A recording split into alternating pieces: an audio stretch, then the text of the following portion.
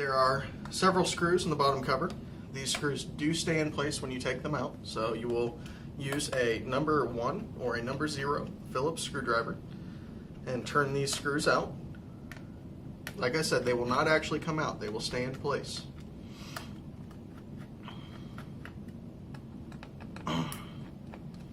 These do have a metal grommet on the back of them that holds them in place. And then from the back, you will get your finger underneath the best you can. If you can't use your finger, you can always use a metal or a plastic spudger. This spudger will go underneath the plastic, from which you can pull up on the cover. Once the cover is removed, you can set that off to the side. And here we move on to the next step. The battery is located right here, this entire bottom right corner in the Lenovo 11E. What we need to do to disconnect this battery is actually pull this connector out towards ourselves. So we are going to go ahead and do this the easy way. We're going to take out all 4 screws. And I do recommend disconnecting the battery no matter what repair you are doing. Even if you're doing an LCD, because if the LCD were to turn on during a repair and you were to disconnect it while it was on, you could short out some sort of backlight driver or things of that nature. Now I'm going to lift up on this tab on the battery and just pull it forward so I can get my hands on it, and then pull back. And you can see that it just disconnected itself extremely easily. The Lenovo 11E battery is extremely easy to disconnect. We'll set that off to the side. So at this point, the battery is out of the device, and we are ready to make sure that there is no power left in the device. To do this, we are going to hold the power button down, which is right here. It's right next to the arrow key, for 10 seconds. Alright, at this point we've verified that there is no power left in the device. So we're going to go ahead and close the device, and from here we're going to continue taking off the keyboard bezel. To take off the keyboard bezel, we're going to remove all the screws that we see visibly on the bottom. That includes all the ones around the edge. There's a couple floating in the middle. This does not include the screw that is hooked into the Wi-Fi antenna. Please leave that in. It also does not include this black screw on this silver plate. We'll go ahead and take all of these out now.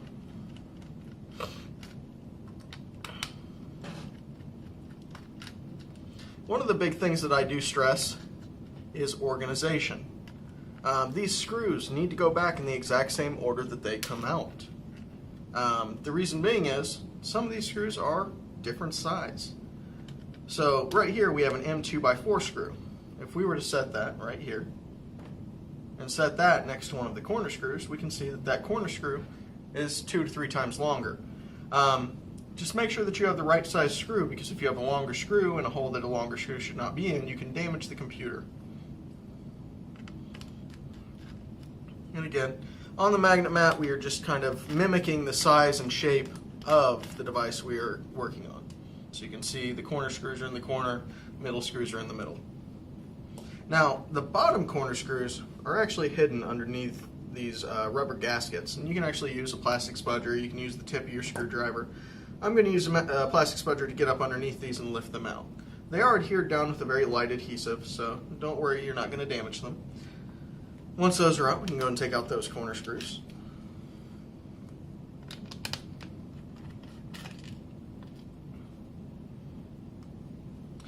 Now we're on to the palm rest screws.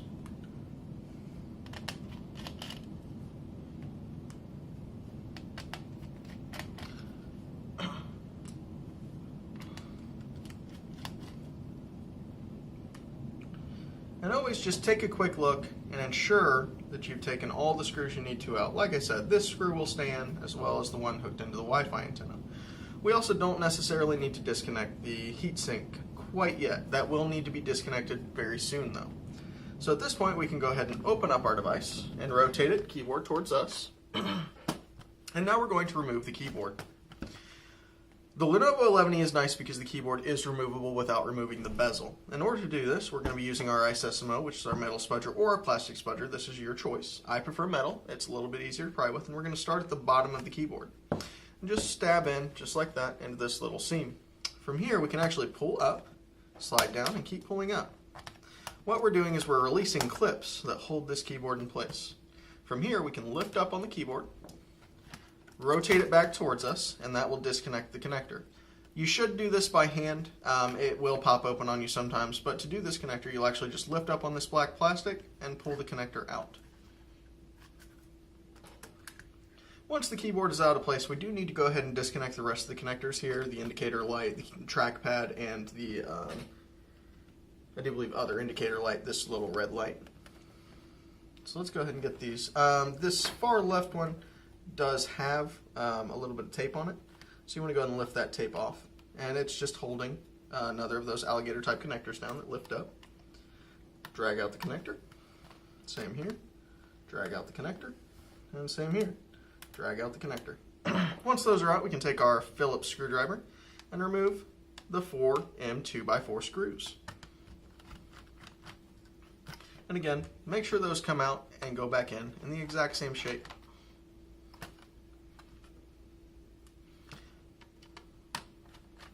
Now, the next step is a step that I have found much difficulty with. I haven't really found a great way to do this, but it's taking off the keyboard bezel. In order to take off the keyboard bezel, you actually want to look at this edge right here. You can see that there's a seam right here, I can barely get my fingernail in it, that is in between the lowercase and the keyboard bezel. And what we're going to do is we're going to take our isosimo and we're going to get down into that seam, just like we did with the keyboard. From here, we're going to pry towards the keyboard bezel. And this is going to release clips all the way around. Be careful, you don't want to go too far in on the sides, just because you can damage the motherboard. Now once that is completely done, you want to pull, once you get it all the way unclipped, all the way around, you want to pull the keyboard bezel towards yourself. And this is easier laying down with the LCD up. There we go. Now, be gentle, because if you look right here, we do have the power cable still plugged in. It is easier to unplug and plug back in with the bezel off. So we'll lift off the keyboard bezel at this point, and then disconnect the power connector. Sorry, that is a headphone jack. So that is off.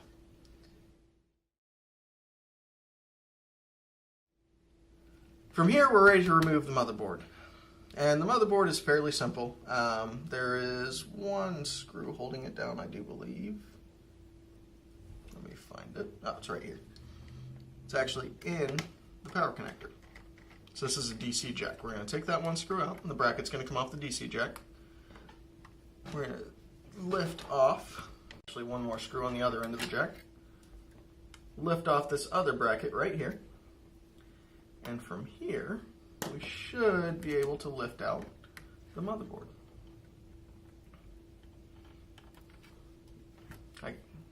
You do want to loosen the fan screw as well before you do this.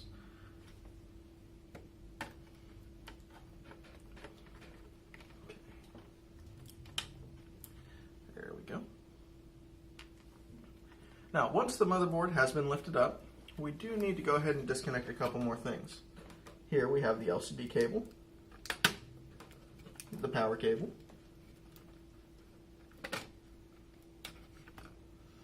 and what I assume would be the Wi-Fi cables. No, the Wi-Fi cables are there. The forward-facing camera cables. So, once all those are disconnected, we can go ahead and lift off the motherboard. Now we'll sit over here. Now, in order to disconnect the lowercase from the uppercase, we need to take out these screws in the hinges. There are 5 of them. Go ahead and remove those now.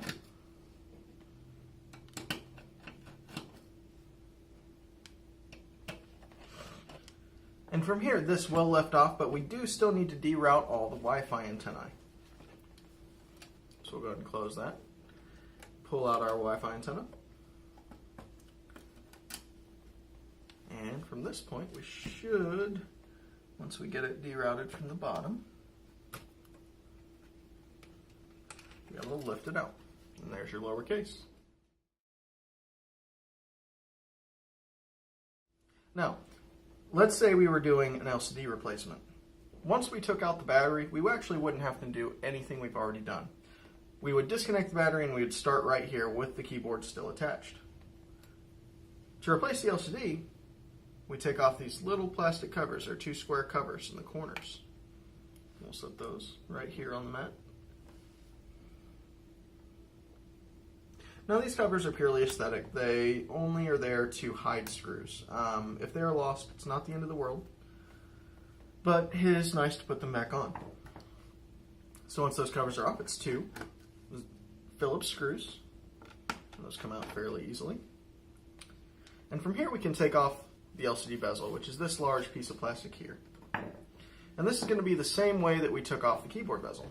You can see right here, there is a seam. We need to get our iSesamo into this seam and work the seam forward. I'm going to lay this down for ease.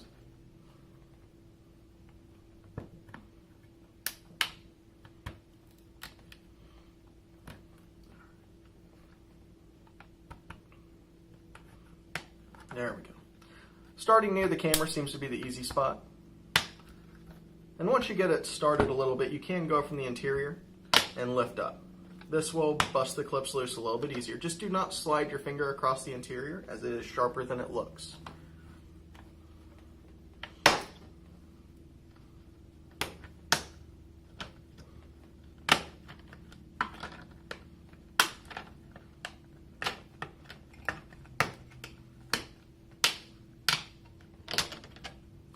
There's the LCD bezel. Now, there is a magnet right here on the LCD bezel. This magnet is actually the apparatus that controls whether the device turns off and on when you close the device. So make sure this magnet's always here. We'll set that off to the side.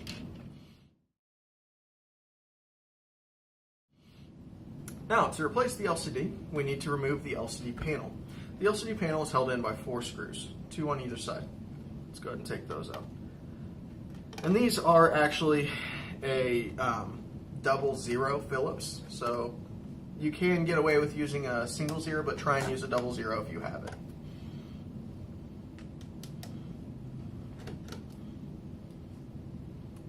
All right, and once those 4 screws are out, we're ready to stand up the LCD with your hand on the front of it and flop the LCD out. From here, we can use our iSesamo or our fingertip to pull the tape back that holds the connector in place. There we go. We're just going to pull that back. And then we need to get the cage that holds the connector into the LCD out and pull the connector. From here, the LCD is out.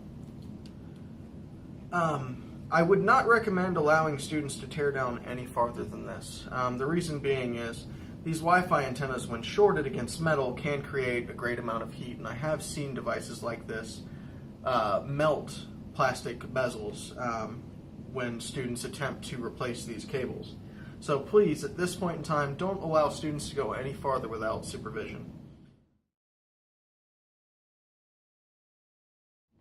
The only other thing that is replaceable on this are the hinges. With the hinges on these, you just need to take out the entire hinge up the side, which I will show you now. You'll take out the 3 screws on the right side.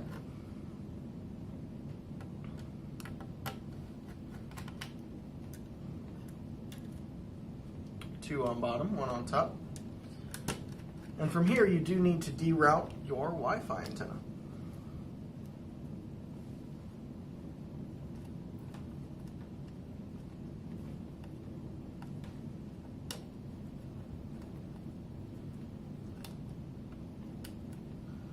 Trying to get it out from underneath the hook. There we go. And out from under a hook. There we go. Then we'll go ahead and deroute all the other antenna. And this is also your camera connector. Keep that in mind.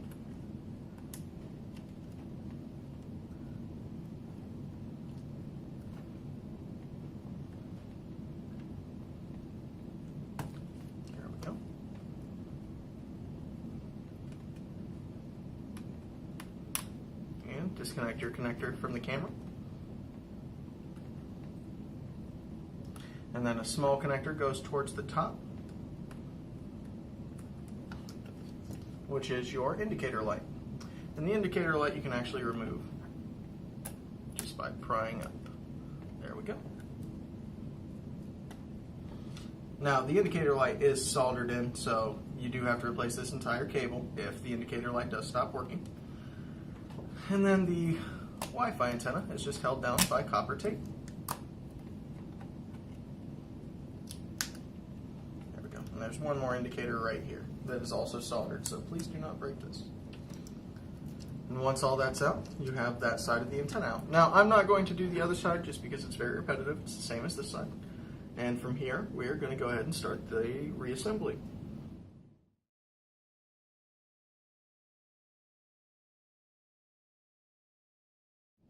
So to reassemble this, we're going to set our hinge back in place. Just lining it up. There we go. And we need to go ahead and reroute this cable. So your indicator light / camera connector and your Wi-Fi antenna both need to go up underneath these hooks. There are a series of hooks. These prevent the cables from being pinched. As I said earlier in the teardown video, if these do become pinched, they can become a fire hazard. So please, if you allow your students to do this repair, supervise them. It could be a bit of a liability. There we go. And once that's in place, I am going to go ahead and set the bottom 2 screws just to prevent this from moving. I'm not going to set the top right screw just because I can still move this hinge back and forth for accessibility. There we go. Now, one thing to point out when I am reassembling this is you can see this triangle right here and here. These triangles indicate that these are mount screws. It means these 2 screws will hold this piece onto the bezel. If you notice, this hole does not get a mount screw. That is because that is actually the 2 bottom bezel screws, the ones that hold the LCD bezel in place. So always look for those triangles. It's the same on the motherboard. It's the same on most pieces. They will be indicated with triangles. So we'll go ahead and continue routing now. And again, please ensure there's no chance of crimping these wires.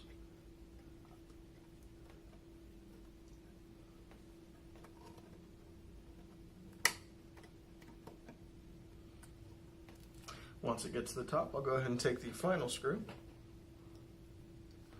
and set that in place. And I'm going to rotate this just for ease. Now we're going to start with the 2 connectors just because those do need to be routed properly. The Wi-Fi antenna will go over top of this cable here in a moment.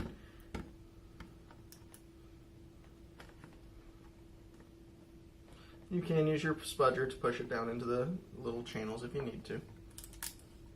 So you can see the 3 raised pieces of plastic here. Those will line up with these 3 holes on this connector. So make sure that that is seated properly on those 3 pieces of plastic, just like that. And then put your aluminum tape back down. From here we can go ahead and bring our Wi-Fi antenna up and then continue routing everything. The Wi-Fi antenna at this point does need to go up underneath the cable. This will just make routing easier in the future. And you'll set the antenna itself into its housing.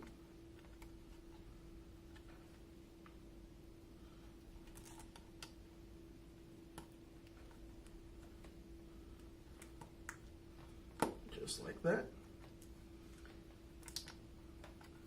And then route the cable through its well, or channel, whatever you'd like to call it. Put the tape over it. Keep routing it through its channels. Here we need to reconnect the camera connector just by applying slight pressure.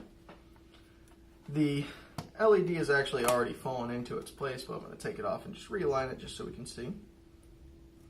Go ahead and run our cables a little more neat.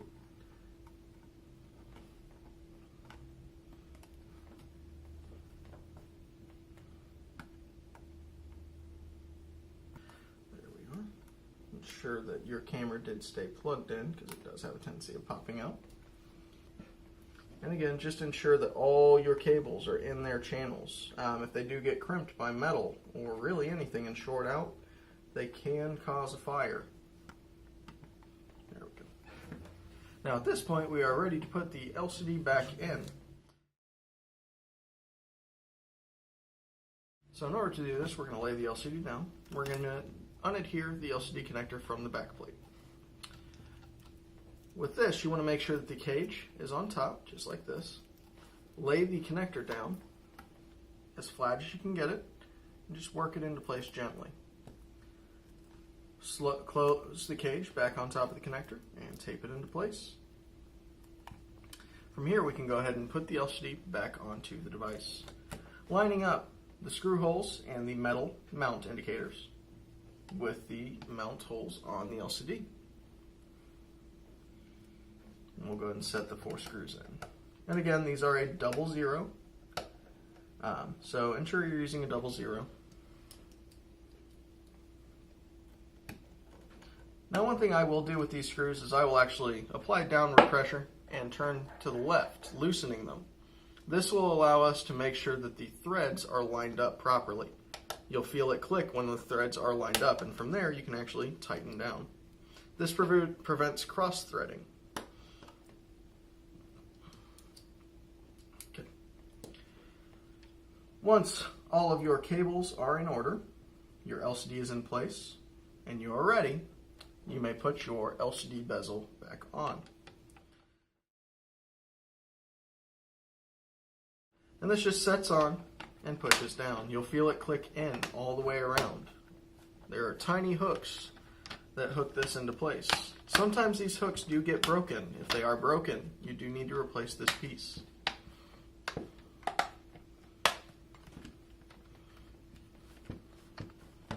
we go. From here, you can put in your 2 bottom screws. Now remember, we do have the 2 covers that go on these, but these are solely aesthetic, so they're not 100% needed, but it does look nice to put them back into place. And that is a completed upper assembly.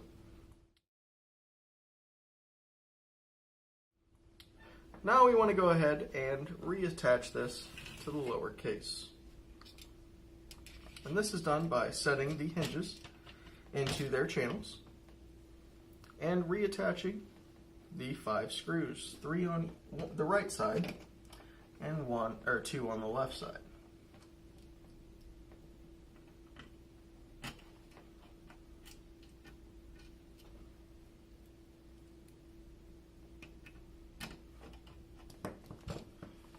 Ensure the hinges are installed properly by opening and closing the device at this time.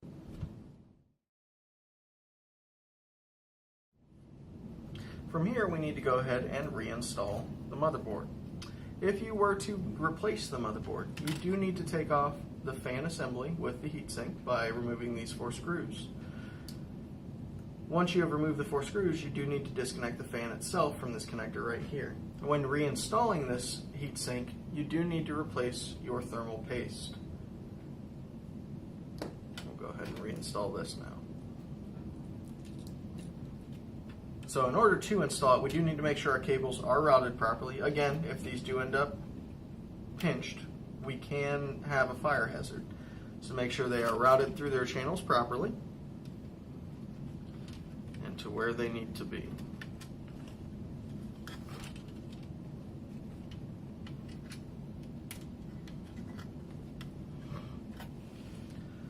Now we're ready to put the motherboard in entirely. Before we put it in, we do need to hook in the DC jack. This just slides into place. Go ahead and set your motherboard in place.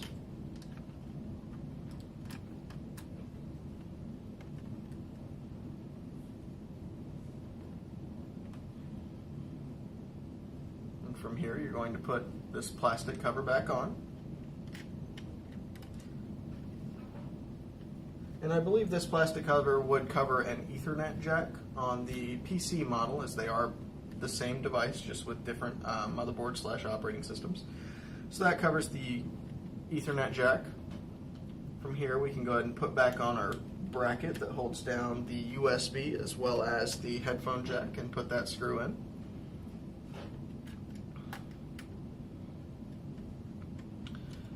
And then we have our second bracket. We just want to make sure everything is down properly.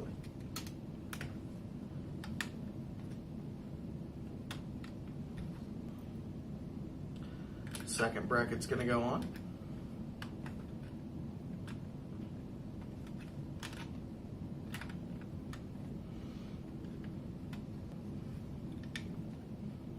would appear I did make a mistake right here in the explanation. The Ethernet cover does go on last. The brackets do go underneath it, and that was single screw. Goes through all three of those holes, two brackets and the Ethernet cover.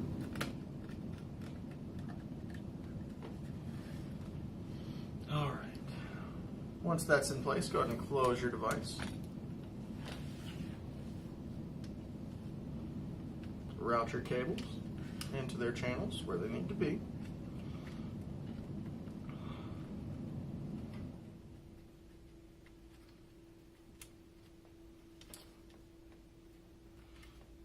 Connect your LCD and your video camera cables. Flip it back over.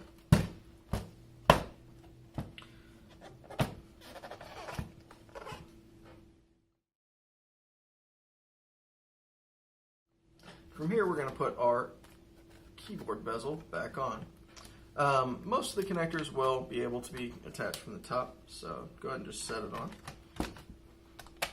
And click it down, just like you did the LCD bezel. There are clips all the way around this that will hold it in place. I do recommend putting in the screws first, as it makes putting the cables in a little bit easier. It holds everything together. So put in your 4 screws.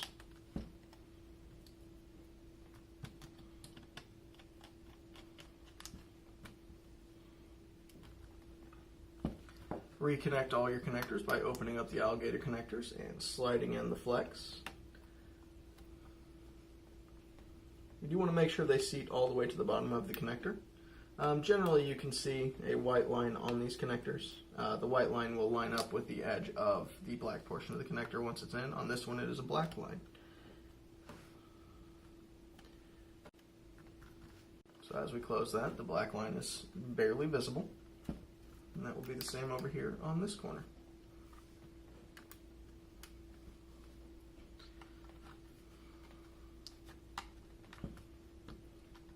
There we are.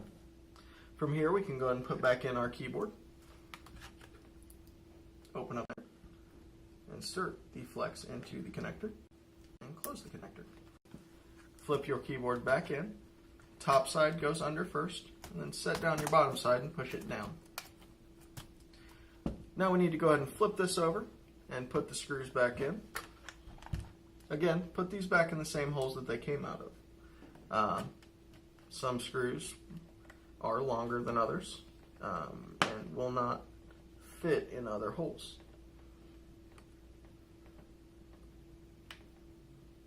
I like to start with the back just because it is a little bit easier to get it all to line up with the back screws in, as the back does not like to line up and click into place all at once.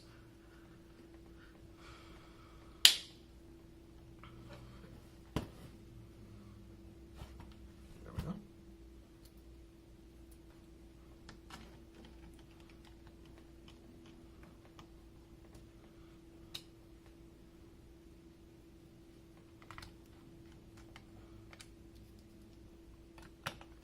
Remember, the bottom right and bottom left screws do have rubber gaskets.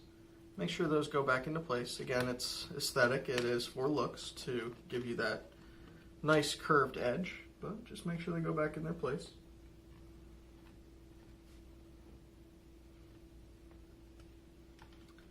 Now, once all the screws are in, we're not ready to plug in the battery yet. We do need to reconnect these 2 coaxial cables.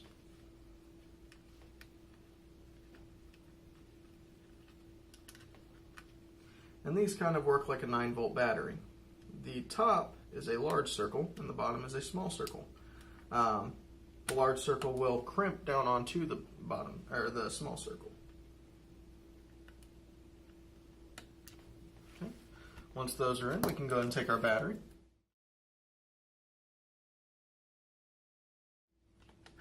And it does hook down with clips right here. Set it down. Go ahead and plug it back in. And set our 4 screws.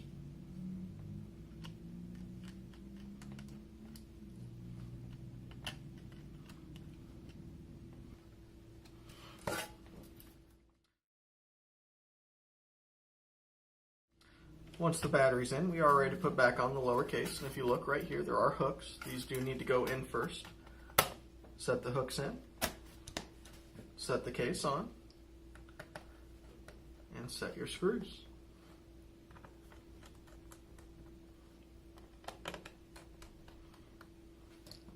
At this point, you have finished the teardown and reassembly of the Lenovo 11E Chromebook.